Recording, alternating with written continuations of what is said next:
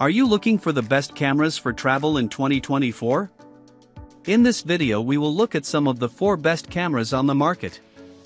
Before we get started with our video, we have included links in the description, so make sure you check those out to see which one is in your budget range. Starting at number 1. Fujifilm X100VI. Like the Fujifilm X100V before it, the Fujifilm X100VI is a classically styled fixed-lens camera with a 35mm equivalent f2 lens. But being in active production following its 2024 launch, the X100VI is somewhat easier to buy than its constantly out-of-stock forebear.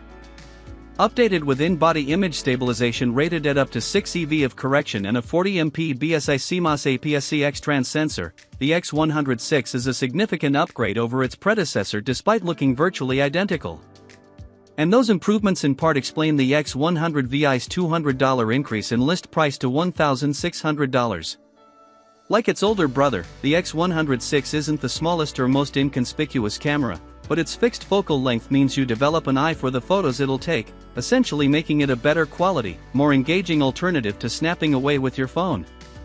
The addition of subject detection autofocus has given the X100VI the ability to recognize animals, birds, automobiles, motorcycles and bikes, airplanes, and trains, though human face/eye detection is a separate mode. However, the lens the X100VI shares with the X100V is not the fastest to autofocus, prioritizing sharpness over speed. The X100VI brings a level of polish you would expect from a 6th iteration of a camera. Fujifilm has done a great job keeping the X100 series up to date without messing with the formula that's made it so popular. No surprise, this is the best X100 yet. Unfortunately, despite ramped-up production, demand for the X100VI seems to have outstripped supply, with the camera already on backorder at virtually all dealers. With any luck, however, its release will depress the overinflated sale price of previous generation X100V cameras, which are still quite capable if you can find them for prices befitting used gear. At number 2. OM System OM5. The OM System OM5 is a compact interchangeable lens camera with a 20MP 4/3 sensor in a compact body with plenty of external control. That relatively small sensor means it can remain fairly small, even with a lens attached, and the Micro 4/3 lens system provides extensive options in that regard, from compact zooms to small prime lenses. The OM5 has a compact body but a decent number of control points and offers a high degree of customization. Its menu system is quite cluttered by the camera's extensive array of features. Viewfinder and rear screen are typical for the price. It has good phase detect autofocus with face detection, but tracking for other subjects is distinctly unreliable. Using a single point or zone of focus in trying to keep up with the subject yields best results, but is somewhat awkward due to the lack of an AF joystick. The OM5's 4K video isn't the most detailed, but this is made up for by some of the best image stabilization on the market, making the OM5 a competent handheld video option. Video AF tracks faces and people decently, but can struggle with other kinds of subjects. The OM5 offers strong all-round capability with excellent image stabilization in a compact IP53 rated weather-sealed body and access to one of the largest mirrorless camera lens systems. At number 3. Nikon ZF.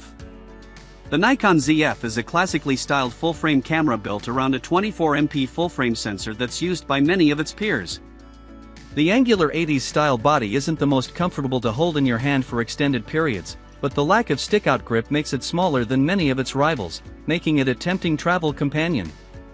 At least in its all-black form, there's a chance of it being mistaken for a film camera, which may help avoid the wrong kind of attention when you're out and about in an unfamiliar setting. The ZF gives the choice of using the dedicated control dials or customizable command dials. In most respects it copies its well-polished control system from other recent Nikons. Not everyone will enjoy the angular early 80s handling, but it handles just as well as the cameras it resembles. The ZF's autofocus is impressive, with both subject recognition and AF tracking both working well. It's perhaps not quite as confidence-inspiring as the latest Sony cameras, but it's not far off. It'd be nice to have an AF joystick, but the rear control pad does a decent job. The ZF has a very solid video feature set. Oversampled 4K/30 and cropped 4K/60 is standard for the sensor, but the ZF also adds a waveform display that's especially useful for exposing its 10-bit log footage. The ZF uses a very familiar 24MP BSI sensor that has underpinned numerous cameras in recent years, and the results are predictably good. There's plenty of dynamic range and enough detail capture for all but the most demanding applications. The Nikon ZF's performance lives up to its looks. It's not as comfortable to hold for long periods as more modern designs, but it's also distinctive and engaging in a way they're arguably not. We're still completing our testing, but it hasn't disappointed yet. At number 4. Sony A7CR. The Sony A7CR is a relatively compact full-frame camera with an image-stabilized 61MP CMOS sensor. You sacrifice the convenience of an AF joystick and get a pretty small and basic viewfinder to keep the camera's size down, but there's little else that delivers this much image quality in such a compact package. You'll need to pick your lenses carefully to keep the camera portable, but the A7CR's autofocus means it can respond rapidly to just about anything you encounter on your travels. The A7CR is impressively small for a full-frame camera. The addition of a front control dial improves handling significantly. Notably, there's no joystick for positioning the AF point, and the viewfinder is small and very low resolution for a camera costing this much. Autofocus performance on the A7CR is very good and is helped by a dedicated processor for crunching complex machine learning trained algorithms. Subject recognition is quick, and the AF system tracks subjects tenaciously around the frame in either stills or video. 8 frames per second burst shooting with continuous AF results in a dependably high hit rate. The A7CR captures 4K video at up to 60 frames per second. The most detailed, oversampled footage results from a 1.2x crop of the sensor, which makes it challenging to maintain wider focal lengths.